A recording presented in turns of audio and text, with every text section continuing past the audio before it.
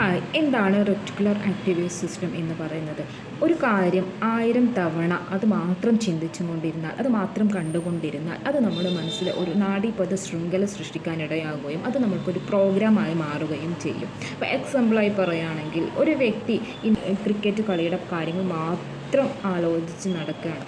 അപ്പോൾ ആ ഒരു നടക്കുന്ന അവസ്ഥയിൽ ആൾക്ക് വേറെയുള്ള കാര്യങ്ങളിൽ സിനിമയിലോ മറ്റു കാര്യപരിപാടിയിലോ ശ്രദ്ധിക്കാതെ വരുന്ന ആ ഒരു അവസ്ഥയാണ് റെറ്റിക്കുലർ ആക്റ്റീവ് സിസ്റ്റം അല്ലെങ്കിൽ ഒരു പുതിയ ന്യൂറൽ പാത്വേ ക്രിയേറ്റ് ചെയ്യുന്നു എന്ന് പറയുന്നത്.